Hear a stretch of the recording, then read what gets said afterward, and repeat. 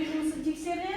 Егер үй жұмысын бәрін орындап келсең де топ басшылары қарап шығады, бір ұпай олар. Одан кейін класста орындайтын жұмыстарымызға әрқайсысына 3 ұпайдан, 2 ұпайдан, сосын топтық жұмыс беріледі, ол жерде де 1 ұпай беріледі. Сөйтіп әрқайсысын өздеріне қосып отырасыздар. Соңында сізде 10 ұпай жинауға мүмкіндіктеріңіз бар. Түсінікті ғой? Ашыңдар, үй жұмысы неше шақты берді? 26 шаттылда балалар. Бізде көп нүктенің орнына жақша ішіндегі жұрнақтардың тестісін жалғап, сөздерді қосып жазу болды. Солай ма балалар? Бір штоптан бастайық. Амира, оқиғыш үй жұмысын тізеді. Жұрнағын айтып кетті. Ла. Отырауға 2 штоп тез ағырай. 2 штоп Тимохана үшінші штоп жауап берді. Онда. Жалғау. Да. Жұрнақ. Да. Жұрнағы ле. Ле. Көркем жұрнағы де. Бірде көркем де, жұрнақ де. Шегеле жұрнағы ле. Жақсы.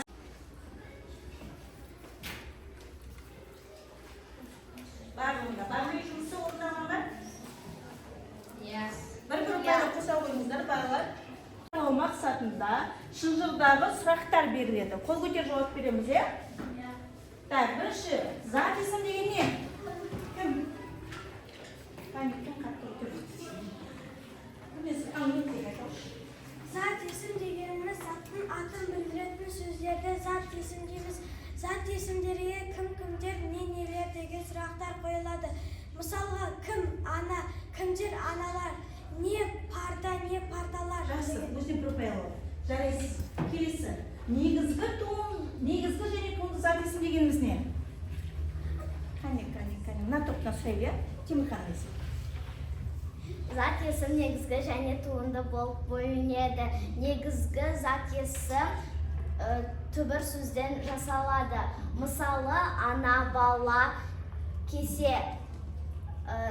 Туынды зат есім дегеніміз түбірге жұрнақ жалғану арқылы туынды зат есім болады. Мысалы, суретші, дүкенші. Жақсы жарайсың. Үш ұпайлық қайда бала? Ұпайлық ой бала. Етістік деген не кім айтады? Ана топтан кім? Айхан. Жетістік дегеніміз заттың қимылын, іс-әрекетін білдіретін сөздерді кім-кімдер. Жоқ, етістік. Жетістік дейміз. Жетістікке Отыра ғой, жалғасты жер ақсалап. Етістіктерге не істеді, не қылды, қайтты деген сұрақтар қойылады. Мысалы, жүгірді, секірді, ойнады. Жарайсыздар. Бір ұпайдың ала ойна екеуіне. Келесі сұрақ. Негізгі етістік деген не? Мына топтан бірі жауап берсін. Кім көтеріп отыр? Айзере ма? Айзере, айта ғой. Етістік негізгі және туынды болып бөлінеді. Бір түбірден тұрған етістік ол негізгі етістік дейді. Мысалы, ки, күт, жүр, оқы. Түбірге жұрнақ жалғану арқылы жасалған етістік туынды етістік дейді. Мысалы, ақылдас, ақта, ойла. Жоқ. Аяды. Жарайсың. Екі сұрақтарға жауап беріп сап тұрсың, негізгі және туындыны, е? Жарайды. 2 ұпай ала ойысың. Жарайсыздар балалар, сіздер барлық өткен тақырыпқа байланысты ережелерді еске түсірдік. Барлықтарыңызда бір отырсыздар. Енді бақырмасақ, айтпа қарамасы деп айтып көрейік шал. Жүрме. Күлме. Билеме. Жүгірме. Секірме. Ұйықтама. Тоқтама. Шулама. Яғни бүгінгі сабағымыздың тақырыбы қандай болмақ? Болымды және болымсыз етістік. Жарайсыздар балалар. Осы қарен біз етістіктің түрлерін өттік, е? Дара, күрделі, туынды, негізгі деген. Енді бүгінгі біздің тақырыбымыз болымды және болымсыз етістік түрімен танысады екенбіз. Енді әрі қарай балалар. Ол үшін біз бірінші мына видеоға назар аударайық. Болымды және болымсыз етістік дегеніміз не? Тыңдап алыңдар мұқият.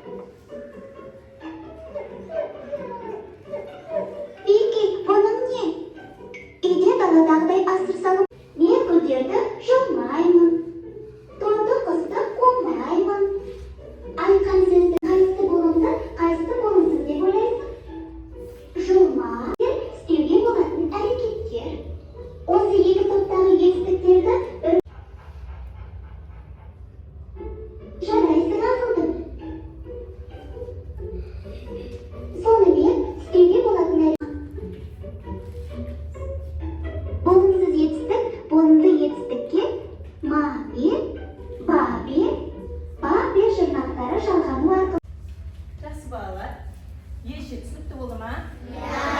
Болымды етістік пен болымсыз етістіктің айырмашылығын білдіңіздер ма? Болымсыз не екен балалар? Кім айтады? Не түсіндірмей тұрдың? Кім болады? Ал айтыңызшы. Қалған қолдарға не көтермесіне бар? Болымды етістік жасауға болатын іс-әрекет, болымсыз етістік жасауға болмайтын іс-әрекет. Дұрыс, жарайсың. Солай ма балалар? Дұрыс. Болымды етістік ол жасауға болатын деп түсінікті.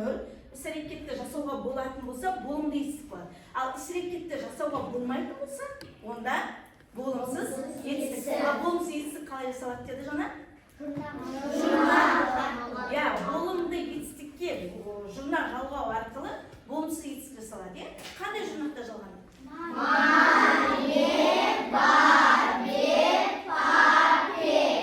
Енді балалар, мына мысалын оқымай, қалған ереженің бәрін бірге бір оқышайықшы. Енді әрі, балалар оқулықтарымызды ашайық, түсінікті болса оқулығымызды ашайық. 28-ші жақтылығы назар аударыңдар. Бар ма? 54-ші бетте, тақта? Дәптерге орындаймыз. Бәрімізді балалар тақта қазір біреу шығасыздар. Яғни қараңдар, бірінші оқып алайық. Не істеу керек? Етістіктерді салыстырасыздар. Олардың мағынасында қандай өзгешілік бар екенін аңғарып, және қосымшалы етістіктерді ғана көшіп жазамыз.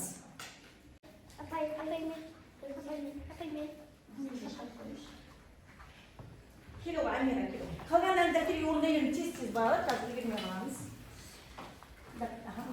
Бірінші бізге не істеу керек? Бірінші оқып шық мысалды. Жүзбе, жазба, күлме, барма, түк-түкпе, тақ-тақпа. Енді бұл жерде қосымшалы етістіктерді ғана оқып берші маған.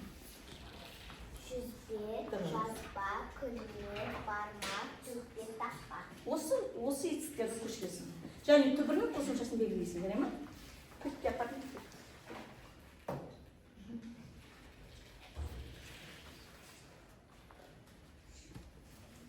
Көркемдеп орындаймыз, балалар айтқандай. Түсінікті ма? Яғни болымсыз етістікті ғана тек жазамыз. Түсінікті ма? Балалар? Көркемдеп айтқандай.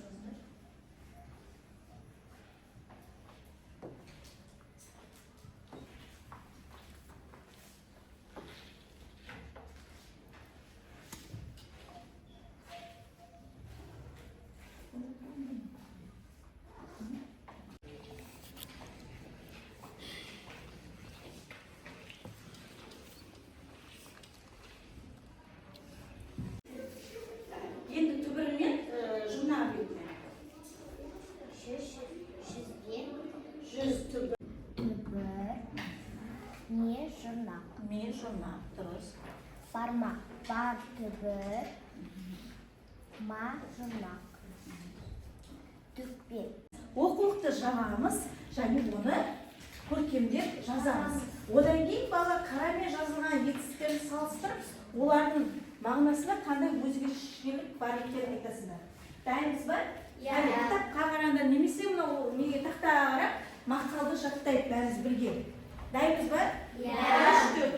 Адамның баласы болма, адамның баласы бол. Адамның баласы болма, адамның баласы бол. Енді қарамай айтып көріңізші. Адамның баласы болма, адамның баласы бол. Қалай жазылады бұл балалар? Бағанда, әр баған қалай басталады? Қане бастаңыздар. Бастаңыздар. Оқулықтарымыз жабайық. Жабыңдар. Оқыш. Атаның баласы болма, адамның баласы бол. Қарамен жазылған сөздерді. Қай топ болды бірінші? Қанша? Бірінші топ болған барлығы орындап, екінші топ аяғы қалды, үшінші топ барлығы болған. Қане бірінші топ кім талдайды? Несін? Мағынасы кім айтып береді? Немесе қай топ жұмыс істеген жоқ мұсына? Үш топ үндемей отыр, е? Үш әпсілан сізден топтардың. Қане тексерейші алдымен. Қара жеріне бала, қателерің бар ма жоқ па қара жеріне? Ал мағынасы кім айтып береді? Ата деген білесіңдер. Çirkinlik ya. Atanın ana balası olma değil. Adamın balası olmayı söylüyorsun. Атаның баласы болма, әлде ананың да баласы бол. Soyasın düşman. Bu жерде adamın balası ol. Барлық Адамның баласы бол. яғни барлық халықтың баласы бол деп тұр, иә? Тек қана отбасындағы адамдарға ғана бала болмаңдар, халықтың баласы болыңдар дейді. Яғни халыққа пайдаларын тисін деп тұр. Түсінікті ма? Жақсы тұра қойды. Ал енді қарамай жазылған сөздерді оқиды Архат. Қане? Архат оқып беш қарамай жазылған сөз. Болма, бол. Енді қарамай жазылған сөздерді салыстыр етістіктерді. Қайсы болымды, қайсы болымсыз? Болма деген ол болымсыз. Өйткені ол бір нәрсені әрекетті жасамауын білдіріп тұр. Ал бол деген ол болымды. Өйткені ол бір затты жаса деп тұр. Іс-әрекетті жаса деп тұр. Дұрыс жарайсыңдар. Пәрді шалып бағала белгілей қойыңдар. Журналдың тала қойна болманың, болымсыз етістіктің. Жарайсыңдар, үш жапалақ қане өтіңізге. Жауап берген бағалар, жауап берген бір баладан қос отырмын өздеріне. Нұрбек, жұп деген екі адамға, екі оқушыға бір тапсырма, иә? Түсіндір жүйен, екі оқушы осы қағазға орындайсыздар. Қараңдар, мына жерде береді, қиын сөздер берілген, қатесін түзеп көшіріп жазасыңдар. Түсінікті ма? Қатесін түзеп көшіріп жазасыңдар. Қандай қате өріп тұрсыңдар мына жерде? Қараңдар. Қандай бір қате өріп тұрсыңдар? Қате бар ма? Орфографиялық қате ма, әлде басқа қате ма? Қандай қате тез айта қойыңдар? Не байқап тұрсыңдар? Не жоқ бұл жерде? Нүктесі жоқ, сіздер нүктесін тауып, неше қиын сөз шығады, соны жазасыздар мына қарға. Жай ма? Екі адамға, мына мысалға, мына екі адам, екі оқушыға, келесі екі оқушы екеуіне бірге орындайсыздар, осыған, осы параққа орындайсыздар. Жай ма?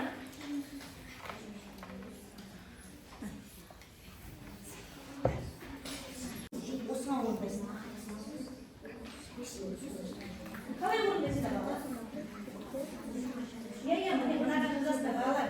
Мына қарға төрт қиын сөз бар. Әрқайсысын бөлек-бөлек нүктесін қойып, мына жерге жазып шығасыңдар.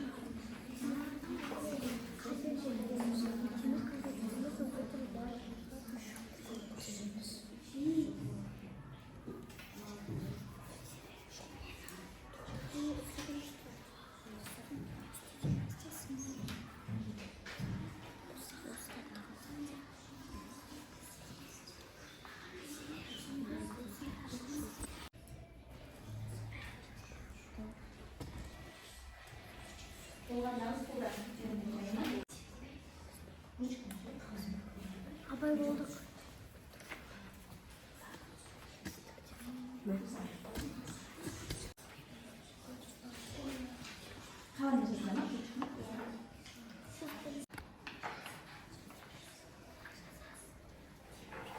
Даусын шығарып сөйлейді, бала соншама. Қане, жоқ бітсесін босаға да тұрма, босаға да тұрма дейсің. Оқшықты жолма дейсің, мал пена сөйлейді. Әрсінде көтер. Босағада тұрма. Босағада тұрма, бірінші қиын сөз, екінші. Көк шөпті жолма. Дұрыс. Малды теппе. Сосын. Ақты төкпе. Төрт сөйлем шықты ма балалар бәрінде да? Осы жарайсына отыра қойыңдар, отыр. Мына төрт сөйлем балалар осылай қарап айта қой. Тұрма, жолма, теппе, төкпе. Так, дұрыс. Дұрыс па балалар? Иә. Дұрыс. Қаны жұрнағын айтып бере ғой, жұрнағымен. Айдос сен айта қойшы. Ма, жұрмақ, шып, жұлма, жұл, Жылма, түбірі. Жылма, Жылма, жылма. жылма. Жақсы, отыра ғой. Отыра ғой. Балалар түсінікті ма? Иә. Жұптық жұмыс түсінікті болды, иә? Бұл жерде қандай етістік берілген? Болып. Жақсы, арға кеттік. Балалар шама сергіп алайық, иә? Тұра қойыңдар. Сергіту сәкіліп күшейді қане.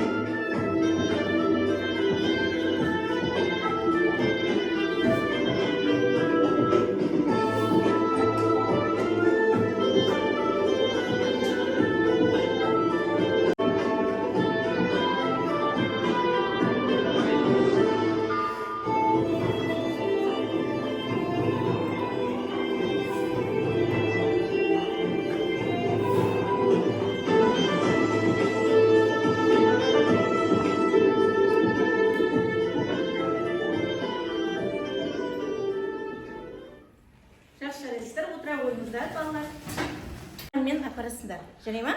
Болымды бірінші етістік тауып алыңдар, оның талдаңдар, болымда ма, болымсыз ба, болымсыз болса жұрнағын табасыңдар, е? Сосын осыны бірге орындаңдар, топтық жұмыс ортаға қойыңдар. Келесі бізде екінші топқа. Екінші топтың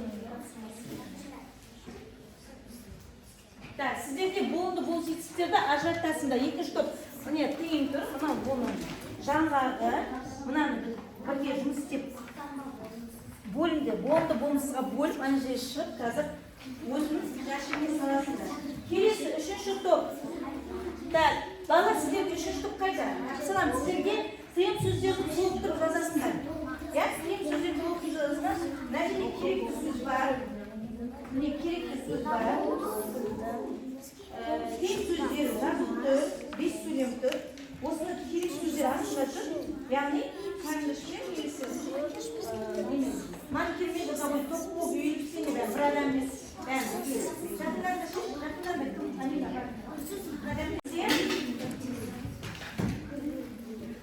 Төртінші топ сіздерге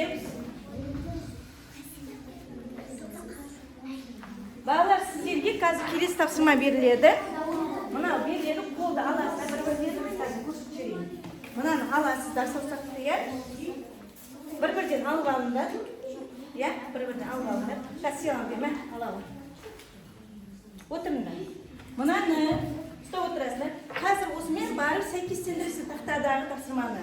Тақтадағы түсіндіріп жіберейін. Отырдың сен, отырдың. Тақтадағы тапсырманы қараңдар, балалар. Бұл жерде мына жерде оң жақтағы сөйлемді сол жақтағы сөйлеммен сәйкестендіресіңдер. Топпен келіп, бірінші топ басшысы келіп, топын алып келіп, дайындалып тұрыңдар. Баста дегенде өзіңіз келіп. Байлама болымсыз. Болымсыз. Бармайды солай.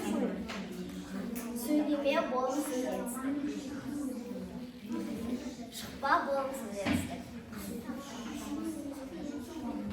Ойнама болымсыз етістік. Суанма болымсыз етістік. Көтерме болымсыз етістік. Дәріңіздер. Келесі. Тербешпе болымсыз етістік. Көт болымды.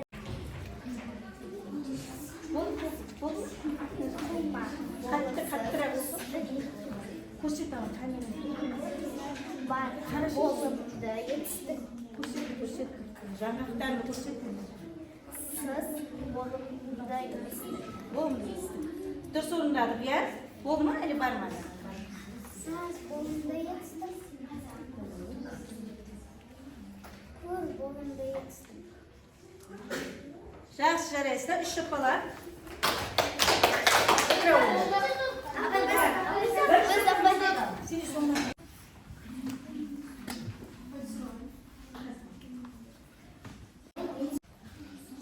Бол жатады.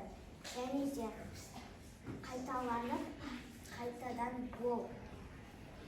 Бірінші бір жерде бізде беріп тұр, ұстап қалғандар балалар. Сіздерде беріп тұр, Абай Құнанбаевтың өлеңі, 5 нәрседен ғашық бол, 5 нәрсеге асық бол. Соны енді болымсыз етістіктерін оқып бер. Тұтас оқып бер. Құмарланып шаттанба, болымсыз етістігі Шаттанба. Жасы келесі оқыған ма кім? 5 нәрседен қашық бол. Болымды етістігі. Қашық бол. Жақсы, әрі оқи бер. Амира, бол. 5 нәрсеге асық бол. Болымсыз етістік асық бол. Орын таппай мақтанба, болымсыз етістік мақтанба. Орын таппай баптанба, болымсыз етістік баптанба. Нұртілек оқысын. Қайсы қалды әсічер? Ойнап босқа күлуге Болымсыздық. Болымды ма? болымды. Күлуге болады. Жақсы. Болды ма? Жақсы, үш шапалақ балалар. Етістік? Бар ма? Жақсы, Амина. Үй айнала жүгірме. Болымсыз етістік? Жүгірме. Жүгірме. Дұрыс па балалар? Иә. Келесі, оқи ғой. Тіземді құшақтама. Тіземді құшақтама дейді. Дұрыс тапқан ба? Иә. Болымсыз етістік? Құшақтама. Құшақтама. Бар ма тағы? Азиза? Ішігіңді таппа. Şiğinde takpa. Bom seçtim. Takpa. Bana düz okuduk ba? Düz takpama kıyım sözlerde. Öte jası, işe bala, otura oyunda. Kitap oku. Kitap oku. Terus. Kelisi. Ешқашан өтірік айтпа. Қалай? Ешқашан өтірік айтпа. Дұрыс. Ешқашан өтірік айтпа дейді. Дұрыс па бала? Дұрыс. Дұрыс сәйкестендірді. Асықта оқы, бері қарап оқы, бері қарап. Кішіге қамқор бол. Дұрыс. Кішіге қамқор бол. Міне мына жерде.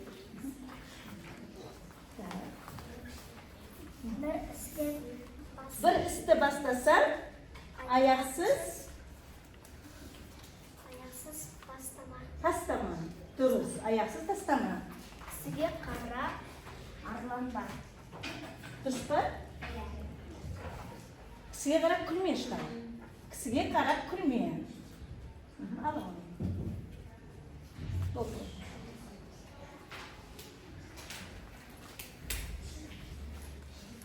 Келесі. Оқы. Білмегенді сұрауға арыла. Былай жақсы шеш.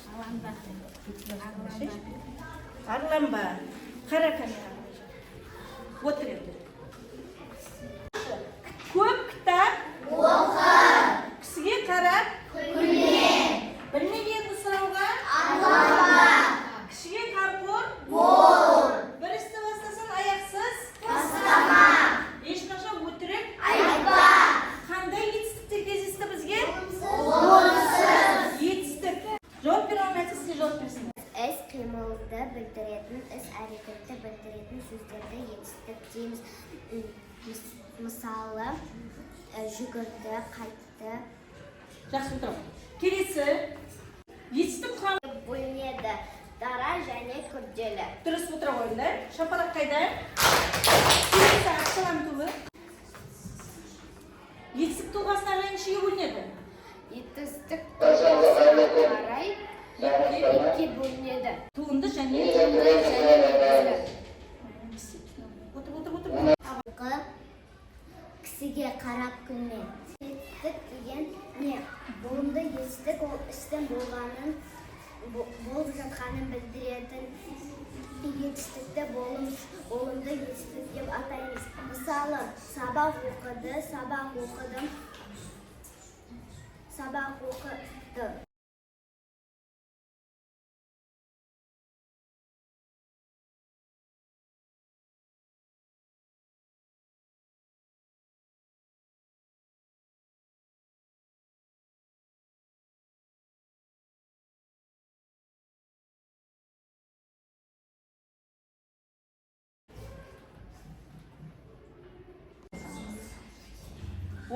Тағы 10 бал алып бізде.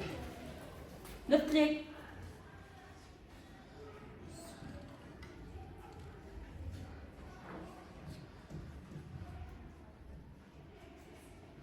Так, Айдос неше бал алдың? Бірінші топ шығады. Бірінші топ шығады, өзінің атын тауып алып, мына жерде кері байланыс бересіздер. Егер де барлығы түсінікті болса, бағдаршаны жасыл шамын жағасындар. Сұрақтар болса сарсын, мүлдем түсінбесе қызылды басасыңдар. Жарай ма? Қайда бірінші топ шыға қойыңдар.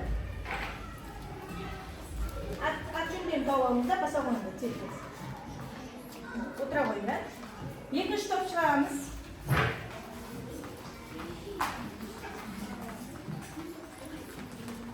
Мына жерде кіміз? Айдостың бас болды. Отырыңдар. Жақсы, балалар, бүгінгі сабақ түсінікті болды ма бәрі? Сабақ ұнады ма? Жақсы. Тұрамыз, сабақ аяқталды.